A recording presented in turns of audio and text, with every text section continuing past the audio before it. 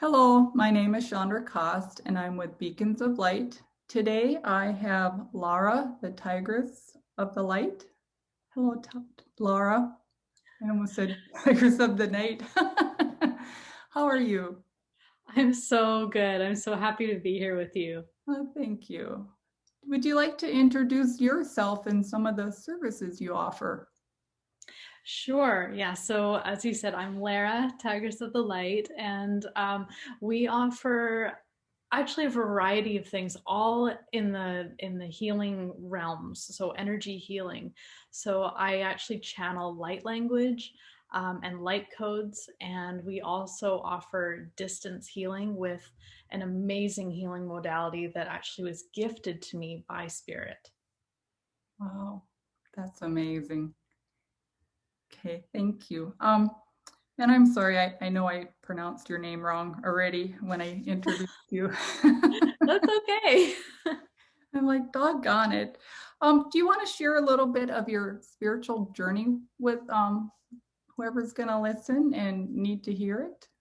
Sure, I'd love to. Thank you. It is everyone's journey is just so unique, right? And for myself, I actually, as a teenager, I got really interested in like tarot and crystals, and I actually started seeing some energy forms, and then eventually even learned because I was using pendulums, I was learning how to communicate even with energy forms that turned out to be like angels um, and just really beautiful beings, like even my ancestors who would come to visit me.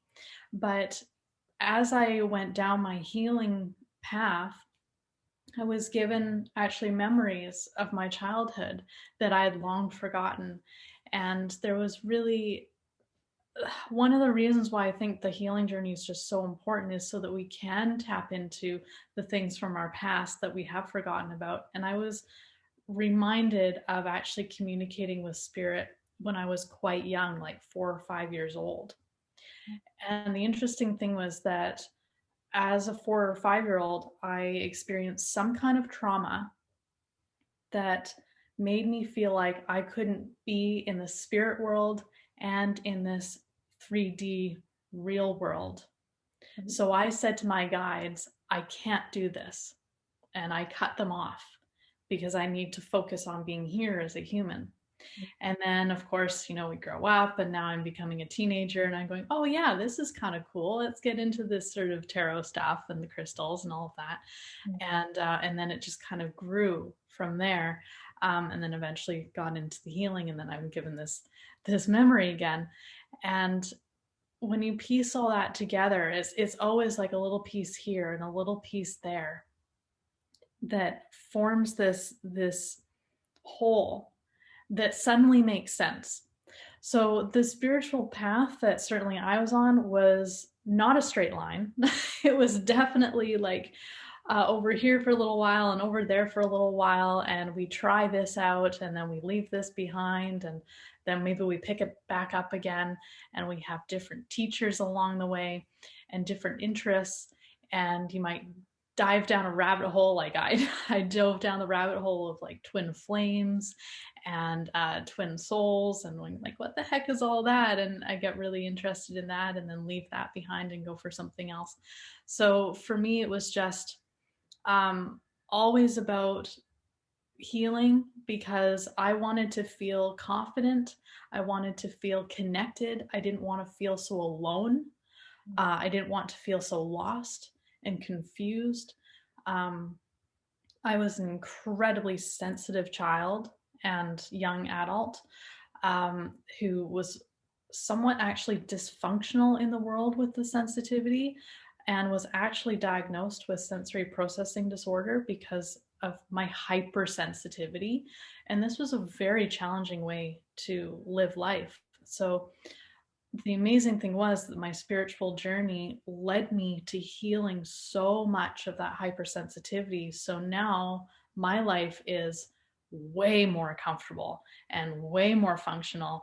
And I'm much more in tune with my body and just living actually quite a nice life. That's wonderful. Thank you.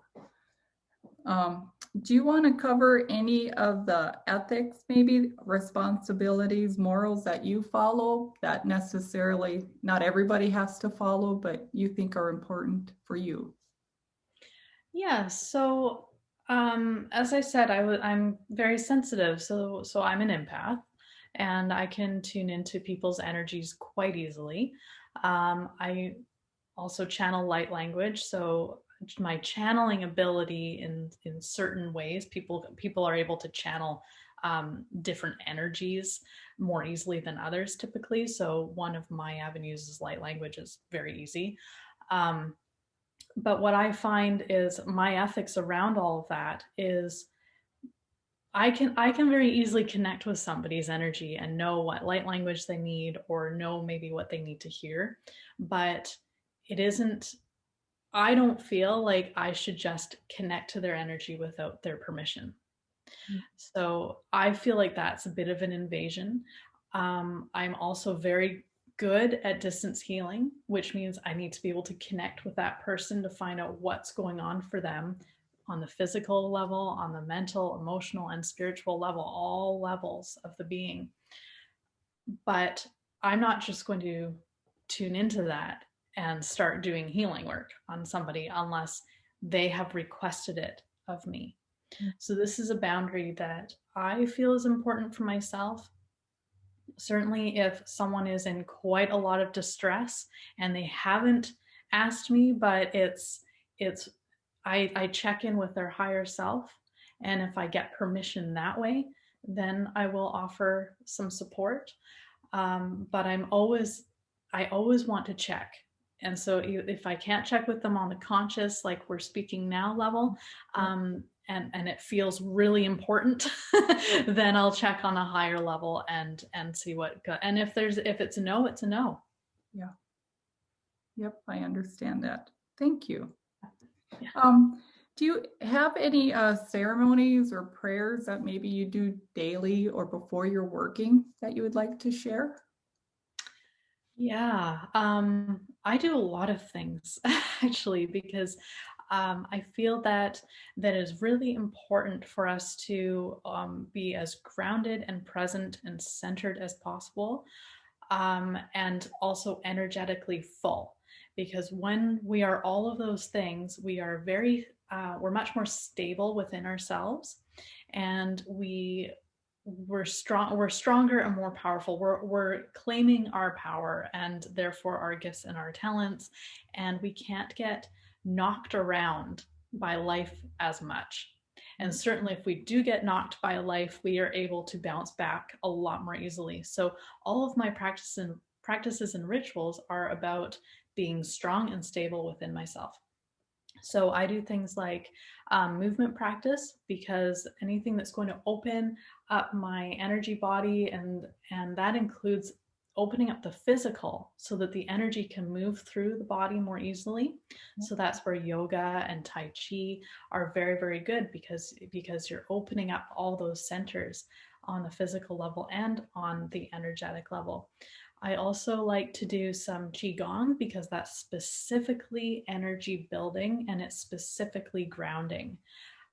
I also have a grounding practice that I had to practice every day for 60 days in order to get myself grounded because I was so ungrounded. And that was part of my sensory processing issue, is that I was not comfortable in my body. So I had to really teach myself how to be grounded and that it was safe to be in my body. So that's an ongoing practice for me. And I do that by breathing in, like on the inhale, pulling the earth's energy up through the bottoms of my feet all the way up to the top of my head, and then back down on the exhale. I use the Lord's Prayer a lot. I use the Lord's Prayer because way back in my early training, I was taught that this is a very powerful prayer, and if there are any I would say, negative or questionable energies around, then the Lord's Prayer takes care of that. So I was in a bit of a fearful state. So I got used to just using the Lord's Prayer to help protect me. I'd be sleeping at night and I could hear, excuse me, people walking around my house, and I would get scared, and so I'd say the Lord's Prayer and then ask them to leave. Yeah. So things like that. I work with candles, a bit of candle magic, and that's really wonderful. Very powerful. It's surprising. And again, like I call in, great spirit of the love and light, and set a prayer around lighting a candle. Um, yeah, what else do I do? I work with Fractalline healing. This is the healing modality that was gifted to me. And it is very, very powerful for a lot of reasons. And so that is my go-to for a lot of things. So when we're working more specifically in the ethers and the energetic realms, then Fractalline healing is absolutely where I go. Yeah, I think that covers a lot of what I do, a lot of things. But it's very interesting and very helpful for people because they wonder about how to ground. That comes up almost every interview as being important. So thank you. Huge, yeah. And grounding and connecting to the heart center, I'd say for people who are curious about really engaging in their spirituality, those to me are the two most important things to tackle. Yeah. Yeah. So, because we have so much around our hearts. Yeah. Yeah. And the heart is so powerful. It's so powerful. And there's a lot of resistance around it because people have built walls around it. Yeah. But I just want people to know too that your heart is fine. Yeah. It's actually fine. Yeah. And you don't have to feel afraid of tackling the heart. The heart is incredible, and it is worth it. It is worth doing the healing around it. Yeah. 100%. Okay, thank you. Do you want to go over any people or great experiences that you want to share? Maybe people that helped you along your way, or experiences that you really changed you or helped you along the way? Well, we have a couple of really incredible stories that helped me to realize that I had intuition. The first one was when I was really young, I had a puppy. And unfortunately, I had the feeling that she shouldn't come. I used to ride horses, show horses quite a lot. So I had my pony. We were going to a horse show.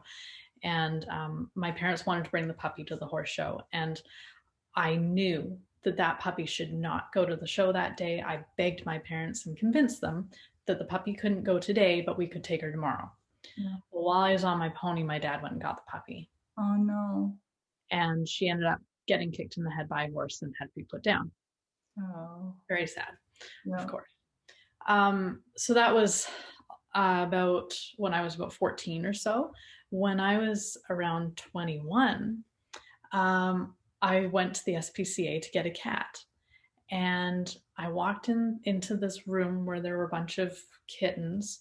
And this one kitten walked up to me, meow, meow, meow, meow, meow, meow, meow, and it wouldn't shut up. I mean, really, like, I was like, I don't want a mouthy, like, kitty cat. Like, let's go look at one of these quiet ones over here. And this cat, meow, meow, meow, meow, meow. My mom said to me, why don't you just pick her up? So I picked her up and she just nestled into me, purring, purring, purring. Well, I'm looking at all the other cats, of course, right? And my mom says to me, she's intuitive too. Yeah. She says to me, why don't you just sit down with this cat and have a conversation with it, right? Yeah. Yeah. And so I plunked this kitten down on my lap and I looked at her.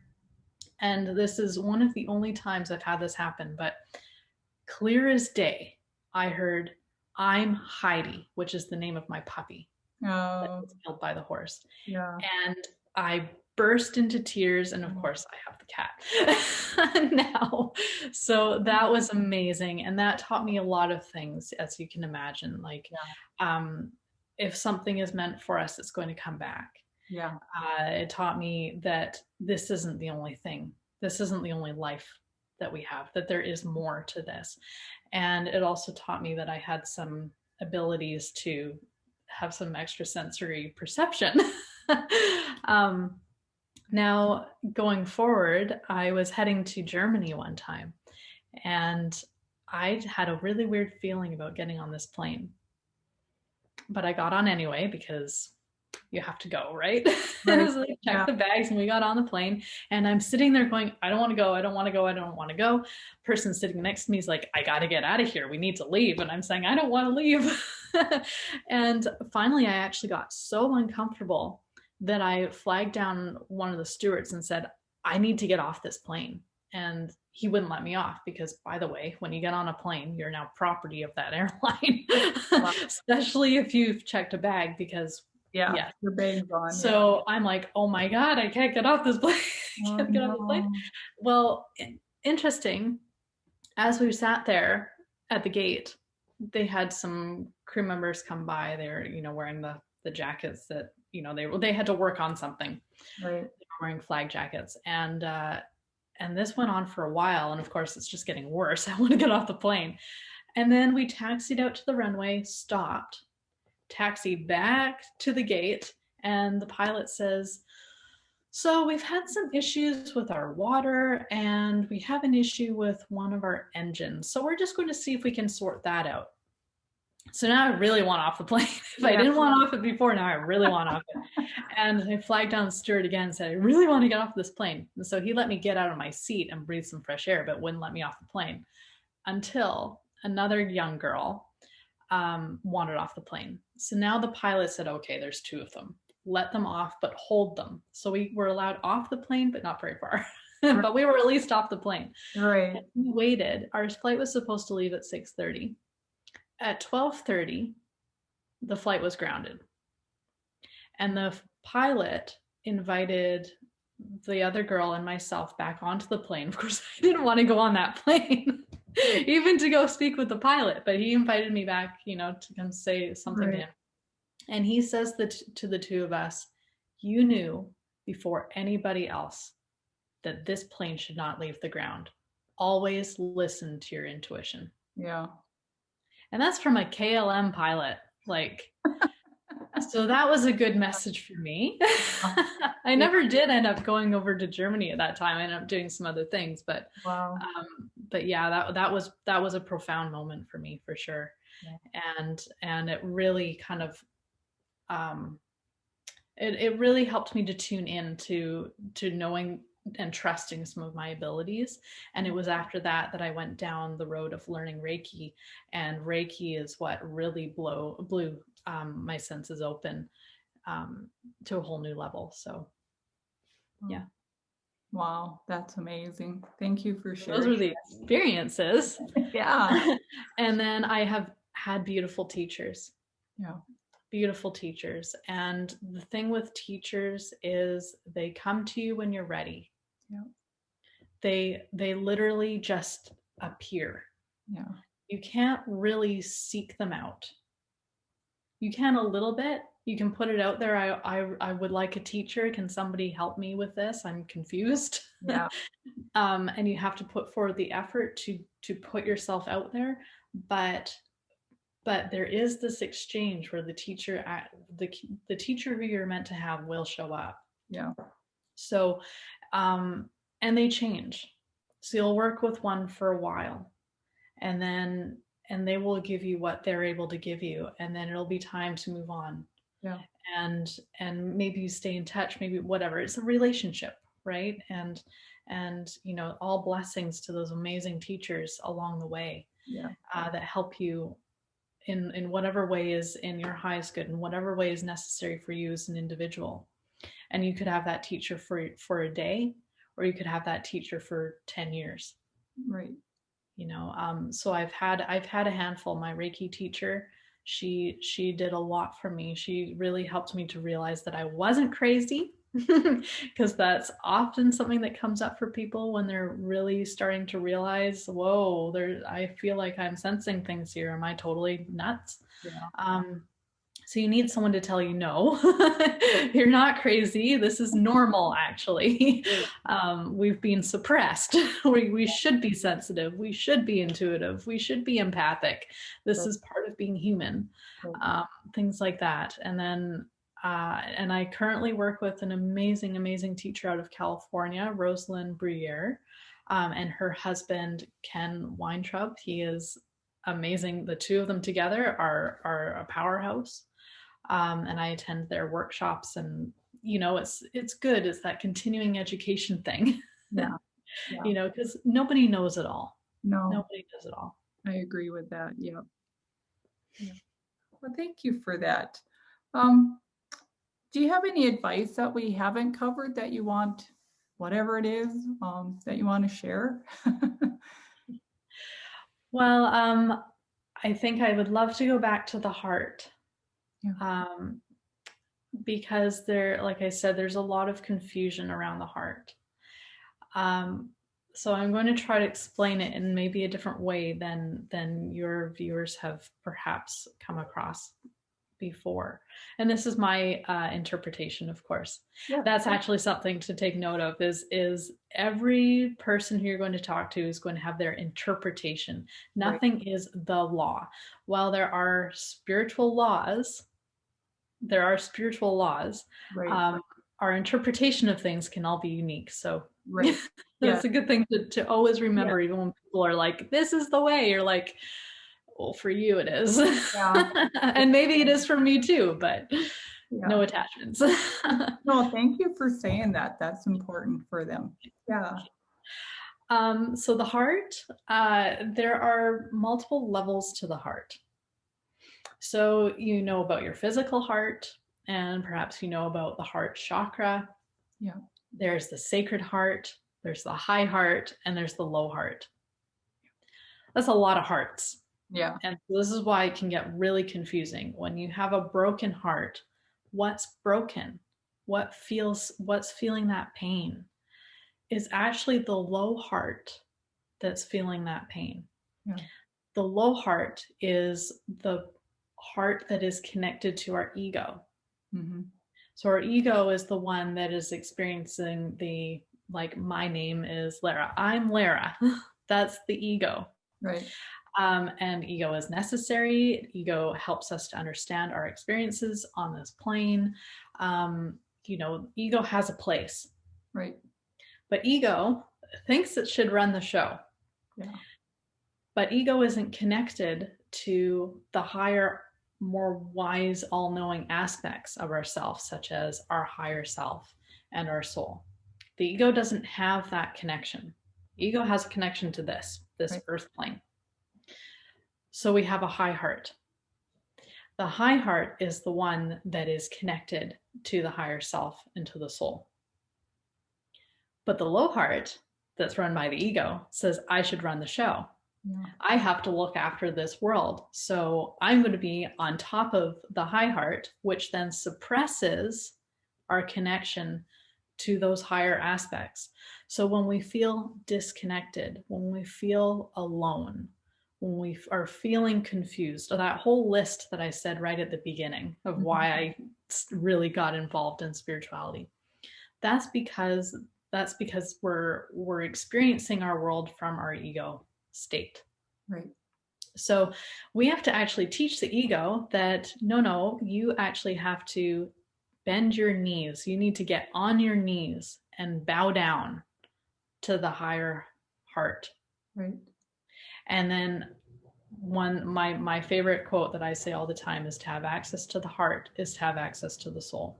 And this is why, because we remove our ego that's sitting on top and we put it underneath the high heart. And now we have the access. And now we have that wisdom. And now we have the connection. And now we don't feel so alone and separated and lost. Right. So the ego heart is the one that can feel broken because it's disconnected. It's forgetting its love. Right. It's forgetting its love.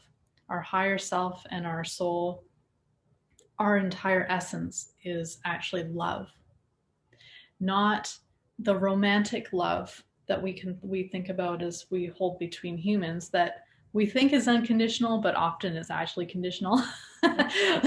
We think, yeah, but it's actually this, the love of the universe. Yeah. So this is the love that is in complete alignment with all things. This is the truth of all universal law. Right. Love governs it. Right. So to put that ego where it belongs, so that we have that direct link to the love of all that is, the love that you are as an individual or as part of this collective dance that we're all in. This is where the real magic is. This is where the real comfort is. Right. So then our heartbreaks take on a whole new meaning. Yeah. Our heartbreaks then are a representation of, we've had an experience and that hurt us a little bit, but we know that it can't destroy us because we have this connection. We know actually what our truth is. Right. And we can actually then find gratitude for, this is an experience. This is what I came here for. And I came here to experience. I came here to make mistakes. I came here to experiment, to try things out, to dabble and play. Right. So when we have those mishaps now, we don't take them on so personally. We don't take them on so deeply. We aren't impaling ourselves on the sword. Yeah. It can still hurt. Right. It can still hurt, but we have tools then to work through it because we're connected to something that is a far greater energy than what our ego can hold. Yeah. Or what our ego has connection to. Yeah. So Wow. that's the importance of understanding the heart, and the importance of doing the work to get the ego in the rightful place. And again, the ego has a purpose, and the purpose is to navigate this world, but navigate it from the right perspective. Right. Yeah. Oh, thank you. That is very well said. Thank you. Yeah. Do you want to go over your services again and talk about your books you have? And Sure. Yeah. So I channel light language. Yep. And for those of you who don't know, this can be a little bit of an interesting thing to wrap our brains around. So if we can imagine that light and love are kind of interchangeable, okay? Like the love of the universe, the love that you are, is kind of an interchangeable concept. But anyway, light holds all of the information known and unknown in the universe. Right. Everything seen and unseen. It's absolutely everything. It's beyond our perception of our limited vision with our eyes. It's the full spectrum, right? Yeah. And it's holding all this information. That information can actually be channeled into smaller bits that then we can tune into in order to receive this amazing information. And this is where light language is very, very helpful, because it's like it's coding the light in a way that we are able to, on an energetic level, tune into and understand. Mm-hmm. So light language can be expressed through speaking. It can be expressed through signing with your hands. It can be danced like an interpretive dance. Mm-hmm. You can, write it. You can, what else? You can take photos even. So what makes light language is that it's connected to that heart space again, to that higher heart. And again, it's that energy that's connecting to the heart space, and then it's giving you this information. So anything that makes your heart feel warm, that brings forward happiness and joy. This is how a photo can be light language. If you see something, you're just like, oh my gosh, that is beautiful. Yeah. That's a form of light language because it's love. Right. Love. So the Little Book of Light Codes is a compilation of 52 light codes. And just to clarify, because I didn't describe what a light code is, a light code is a condensed version of light language. Light language is usually strung out. It's very long, lots of them, lots of them. But when we condense and compact that down, the same way we would do maybe with a zip file on a computer, you get a light code. So it's one thing rather than a long string of things. The light codes can be actually easier for us to tune into and receive the information from, because it is just a single thing that we can look at. Right. When we're speaking it, it's more light language because it's going to be strung out, and that's a whole different kind of thing. Or when we're signing it, it's strung out. It's not light codes. That is all light language. But to actually look at an image, the light code, I think, is easier for us to tune into and interpret within our being. Mm-hmm. Light language and light codes are emitting this frequency, this information on whatever their topic is. So there will be a topic of choice. So let's just say it is the love that you are. Okay, this is our topic. Yep. This is a huge topic, like massive topic. If we funnel that down into a single code, that code is able to emit that whole thing to us. Right. But it's only emitting what we are able to take in at that time. So it always works in our highest good because it's love. Right. Love only does what love does, nothing else. Yep. Right. So it's totally safe, it's gentle, it's powerful, it's whatever you need as an individual in any given moment. Which also means that as you evolve, as you heal, as you explore, it will go with you. It will grow with you. It'll offer you more. It'll offer you more. Right. And it can do this very subtly, or it could be like you're getting knocked over the head with it. It can be a whole range of different things. Right. And if you're not meant to receive it, you won't. Right.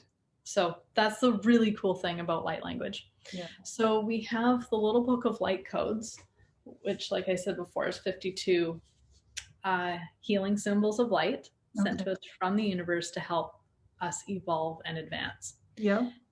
So in this book, we have a light code. That's a light code. Yeah. And then there's there we go. Get the angle. There we go. We have the name and then a description and a way to work with it. So there's not a lot of reading involved. It's actually very easy to read because it's more about tuning into the light code itself and being with it. Right. However you want to be with it. So that could be, you could trace it, you could put it up on your wall, you could put it on your altar, on your nightstand, sleep with it under your pillow or your bed. You could carry it on you. You could meditate on it. So mostly in the book, I suggest meditating on it because that's just a really wonderful way to start. And when we're grounded and present, then we're able to, most likely, we're able to tune into those energies a little bit more on the conscious level. Yeah. So again, some people are going to really tune into it and get like massive hits from it. And other people, it's going to be like, well, I kind of like it. There's something about it. But that might be all they get for a while. Yeah. And then as they heal and they open up, then they're able to feel more and they're able to feel more and able to feel more. Right. So Little Book of Light Codes. And then our second book that came out in the fall, it was November, November 2020. Yes. November 2020. Yeah. Light Codes for the Soul. Oh. And this book is so sweet too. Oh my gosh. So this is 32 symbols. Okay. And this is addressing humanity's core wound. Okay. It's called the solar wound. It is the wound of all wounds. How we are all getting bombarded with traumas. Like there's not one person here that doesn't escape without experiencing trauma. If we distill that down, it comes down to the solar wound, which was our separation, our perceived separation from source energy a long time ago. So it's actually taking us back to that moment to realize this is what happened. And the empowerment that comes from knowing that, and it is amazing. And then you start to realize that the events that happen in your life, just, it's all a reflection of all that. So now we don't take it so personally. Right. And it's taking it personally that is what's hard on us. If Right. we don't take things personally, like, Yeah. someone could be screaming at you and you're just like, well, I don't know what your deal is, but I'm sorry you're not happy. Like, Yeah. rather than, oh my God, they hate me. Right. Right? Like, this is a whole different feeling. Yeah. That's So just as an example. So the interesting thing with Light Codes for the Soul was this book happened during my quarantine last year. I came back from Australia, and in the early spring, I don't know, it was like now, it was about a year ago in March. And I knew I had to write another light code book. Right. And I started writing a different light code book. And then I got a massive download, meaning Spirit just went, here's a whole bunch of information. And by the way, this is your new book. So this is the book. This is the book that downloaded during my 2-week quarantine. And the other thing that they had me do, my guides, was to go through my old notebooks where I've been channeling just messages that Spirit was giving me over the years, part of all my healing, all my awful stuff that I was going through with life or whatever, and I was begging Spirit for help, right? I documented all that, and all the affirmations that came through with it, and the stories, the information they shared around these things that were coming up for me, which, they're unique to me, but they're not. Again, right? They're very much a universal issue or multiple issues. So we went through and we collected things from my personal journey, and put them in this book as a bit of a roadmap, for people to really embrace their journey and to start to love it, because when we embrace our journey, oh my gosh, then it's incredible. Yeah. and to know that you feel like you're alone, but you're not alone. You're not the only one that has gone through that. Oh, and that just is so helpful. It's so helpful to know that you're not alone. Yeah, definitely. Yeah.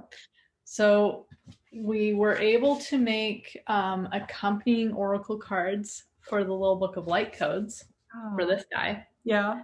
So these are really pretty. So let's see, we'll pull out a couple here. Oh, wow.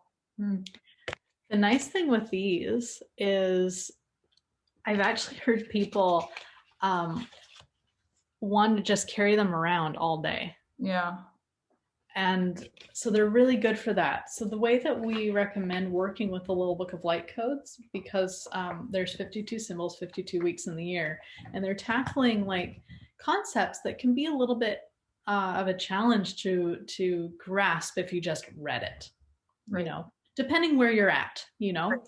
So, but even if you've been on the journey for a long time and you totally understand everything that's being spoke about in the book, remember the codes are going to meet you where you are. Right. So we recommend one symbol a week. So that means, say we start on Monday, we read the symbol, we meditate, we read what's written on the symbol, we meditate on the symbol, and then we watch our lives. We watch what happens, because your life will reflect what is coming up in the book. And so it gives you an opportunity to practice. And when we have these oracle cards, they're called oracle cards. You can use them like oracle cards. You could use them like tarot, but they were really designed to give you something to work with as you work through your week. So here's your symbol. I'm going to put it up on my refrigerator or I'm going to put it on my nightstand, whatever it is, right?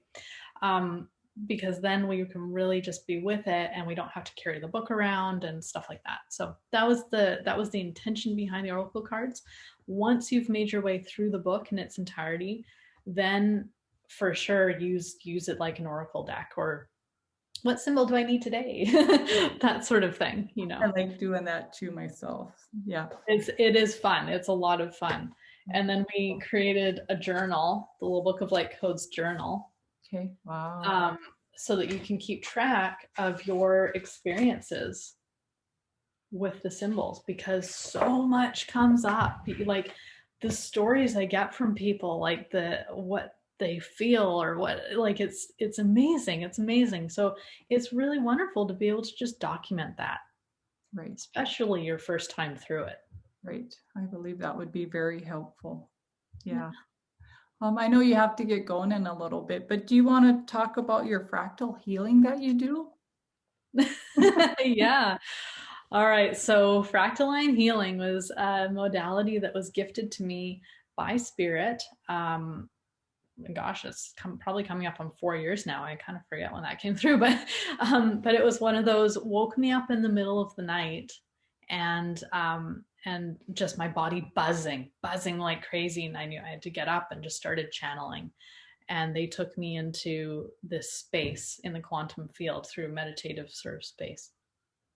That was unbelievable, just beyond unbelievable. So we practiced and we practiced, and then we discovered, oh, there's actually multiple levels to this, and they'd take me in deeper, and then we'd play there for a little while, and then, you know, a few months later, they'd take me in deeper another place, and we'd play there for a little while.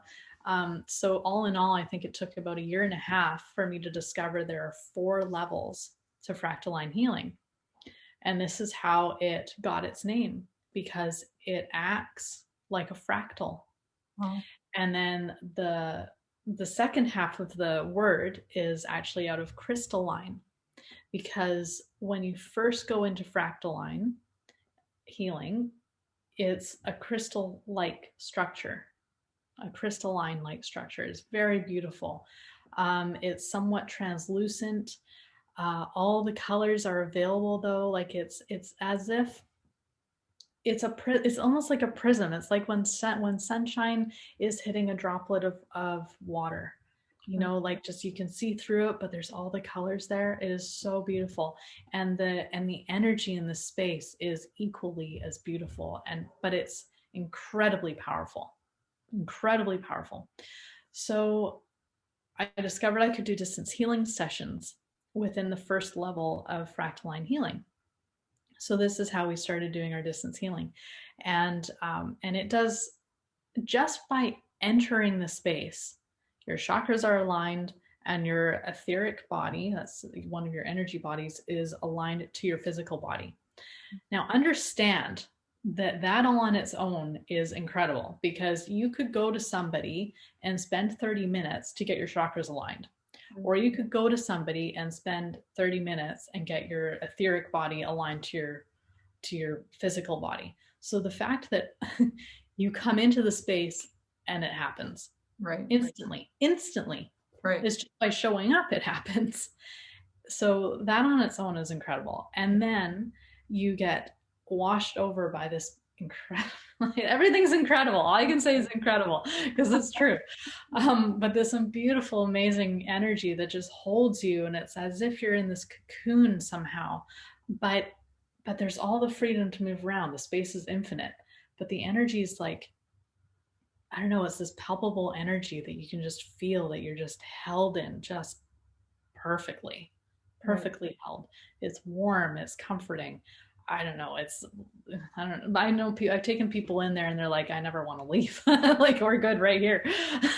Yeah. So you get filled with this very supportive energy, and then we go from there. We do our distance healing with whatever's going on for the person. So if they're looking at a physical issue, like maybe infections or a broken bone or something completely unknown, you know, we can do a lot of stuff. Certainly worked on concussions, some digestive issues, and then of course we can do some mental and emotional balancing. We can do shadow work. and belief work as well. So shadow work is energies that we've collected along the way that have attached, that we resonate with, that we have some kind of connection to, that aren't serving us anymore and that are actually holding us back from being the love that we are. So we can release those energies in there very easily. And then the same with belief work. If we're all programmed, we all have beliefs that we believe that could be limiting us. Yeah. And so we want to just release those. And that's what belief work is, and affirm a more positive statement. So let's say I have a belief of, I think I'm fat. Okay. Right. I believe I'm fat. And whether or not that's the truth, we don't need to hold on to it. So we can release that belief and instill the belief, I am healthy. Yeah. Yeah. You know, and it's amazing when you can change those beliefs, what actually changes physically.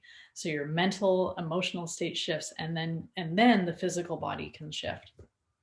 And then you can also work on a more spiritual level, like we're wanting to connect more with spirit guides or ancestors or angels, or masters, your higher self, even your soul. All these things can be connected in this space. What makes it so, what makes it my go-to modality is you can almost picture it like it's a toolbox. There's tools inside. There's literally everything you could ever need inside. But if you have prior training with another healing modality, you can bring it into the space and use it. So all of your previous training, as long as it's aligned to the love of the universe, as long as it's aligned to the highest good for all, you can use it in this space. And there's these safeguards put in place that prevent people from doing things that are out of alignment, that are out of love. It cannot happen in this space. So it's really handy to have those safeguards in place, because people could not have a malice intent. They could be wanting something that they think is really good. Right. But for whatever reason, it's not meant to be. Right. It doesn't. It's not in the best alignment. Right. So those safeguards are in place for our ignorance. Well, that's good though. Yeah. So that's our distance healing sessions. As we do that, I work with people. Actually, I just have them. Well, we have a conversation about what's going on, and then once we kind of have an idea of what we want to tackle, then I ask them to just tune into their heart space and breathe. If they want to meditate, great. If they're not into meditating, no problem. Like really, they're just going to sit quietly for a little bit. And then I go into a meditative state and meet them energetically and welcome them into the Fractalline healing space, do the energy healing. A lot of people feel things while this is all going on. Like, it's really cool. Some of them, like if they're really into it and they have some perceptive abilities, they're able to see things, they're able to hear things, smell things, feel things, all of it. And then when we're done, I just say, okay, we're done, and then we have a conversation about what happened and what came up and what shifted or whatever, and any messages that I get in space, which may or may not happen. I'm not a psychic medium, so I do not offer like psychic readings. But if there's something that the person needs to know that spirit wants me to communicate, I will get the message and I will be able to relay that on. So, yeah. It's amazing. I know you got to get going, but I hate to short you on anything. We're still okay. We're okay. Good. Then we'll let you keep going. Is there anything else you want to talk about? Oh, you have a workshop in your online courses? Yes, we have workshops. We have light language workshops that come up about once a month. That's around about when we're offering. And then we also offer Fractalline healing level 1 at the moment. Once we have enough people who have level 1 then will be able to offer the level 2 and so on. Right. And there are 4 levels. So but right now it's only level 1, which you will need to have if you want to progress on, because it's a fractal and it builds on itself. So yeah, we have to learn how to get in first. Yeah. But honestly, level 1 is like there's, I know a lot of people wouldn't even care if they went past level 1 because there's so much to do in there. It'll keep you busy for the rest of your life. Yeah, so we offer that. And then, yes, we do have some online courses as well, just move at your own pace type thing. Around light language. So there's like a very introductory light language workshop that just talks about, or online course rather, just some basics, kind of what actually we've talked about today, but kind of goes in a little bit more. And then there's another light language course that goes even deeper into light language. And there's it's fun. It's fun. Light language is really, really fun. And the reality is that I think everybody is capable of working with light language, working with absolutely, and most likely being able to channel it as well, because we are light language. So if it's something that you have any kind of interest in, I really encourage you to explore light language, because it is one of the healing modalities for our time. It is so powerful. It awakens us, it connects us, it heals us. It is going to be a big part of our ascension path as humanity in general. So for those who resonate with it, if you don't resonate with it, then don't worry about it. Great. Yeah. That's fun. Is there anything else you want to talk about that you do, or anything you want to think? Well, we offer light language channeling for people as well. Oh, wow. And these are, if you go on my YouTube channel, then you can see what that's like, because we actually try to do a new moon and full moon light language ceremony blessing with the energies of the moon. And then sometimes we just do I might do like a weekly video or something where I just channel light language, and it's a blessing, it's information. We just pick a topic. So I am actually very happy to do a quick one for you now, if you would like. Yeah. Do you have a topic in mind that you'd like for your viewers and listeners? No, I'm going to let you go ahead. Okay. I'm going to do grounding. I'm going to do one for grounding. So great. Because we all need help grounding, or most of us do anyway. I think everybody, yeah. So again, if you have never seen or heard light language be spoken or signed before, it's a bunch of different sounds. It can sound a bit like gibberish. It might even sound like what your child speaks, and there is a reason for this. They could very well be speaking light language to you.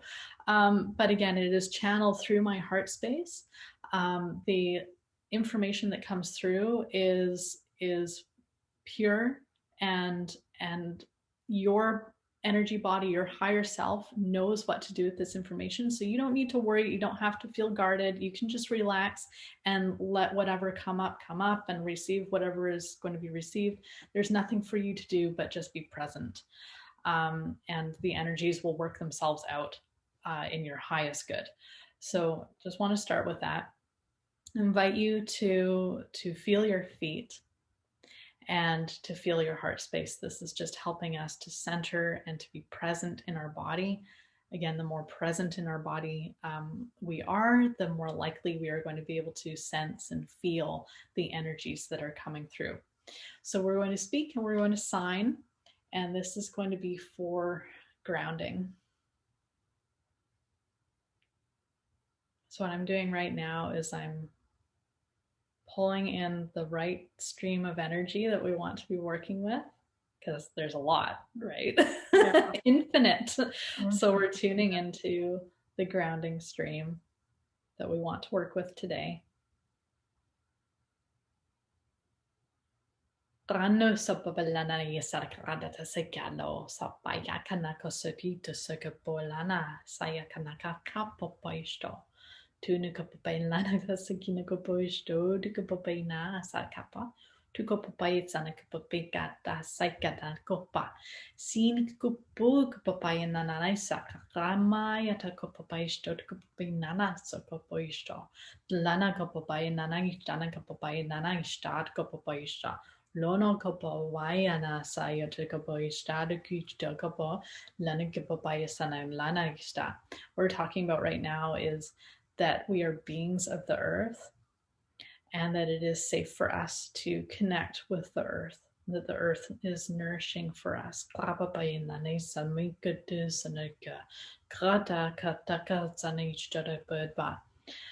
about an equal, mutually beneficial energetic exchange between us and the earth.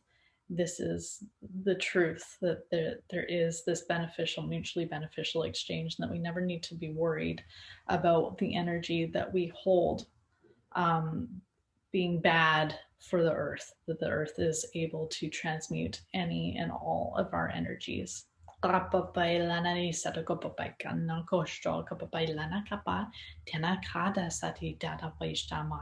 Tu kapoish jada kapapai nananga sakana kapaina to kapapaina kapai sana kapai tu de kapapai nanaish dana novish dapaboy kuka kapapai stana kapai. What we're doing right now is just connecting to the bottoms of your feet where there are chakras, and these chakras are very, very helpful for grounding to the earth plane.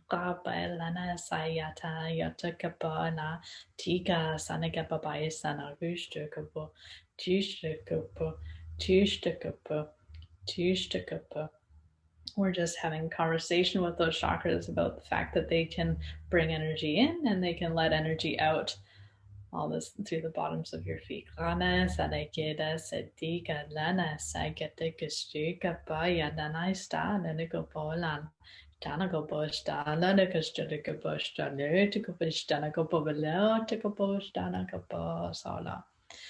the energy can flow up and down through our legs as well. Earth energy come up, earth energy go down, earth energy come up, earth energy go down. We're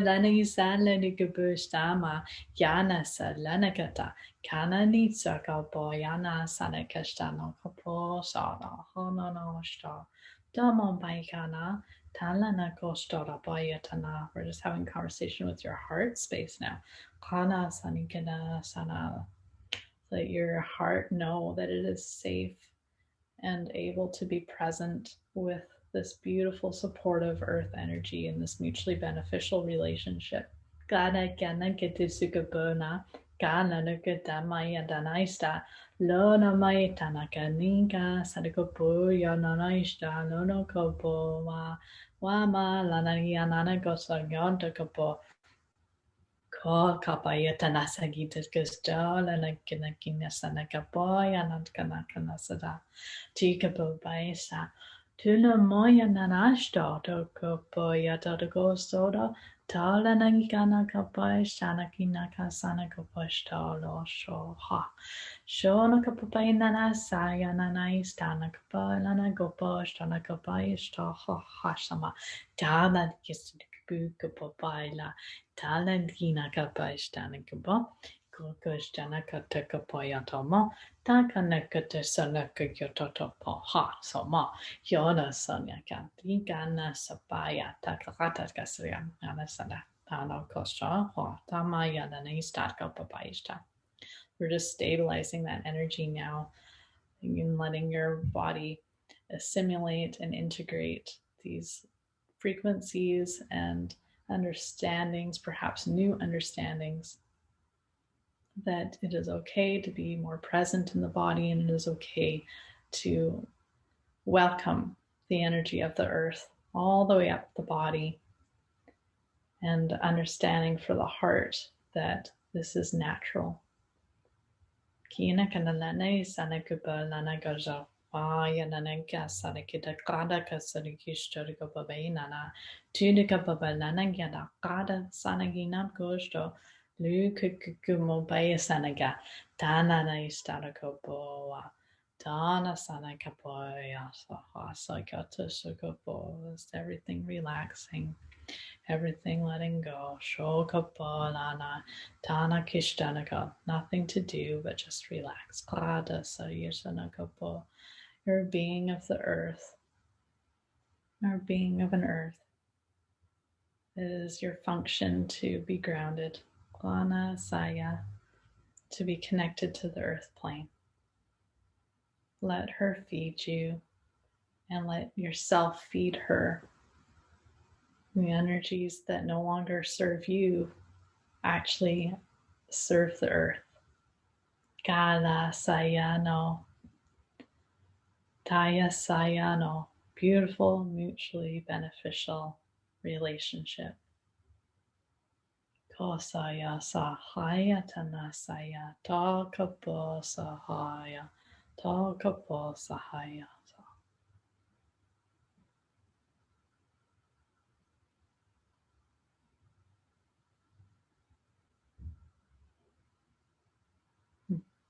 Hanasara Harahasaha. Thank you. Thank you. That was amazing. I could feel it. Oh my goodness.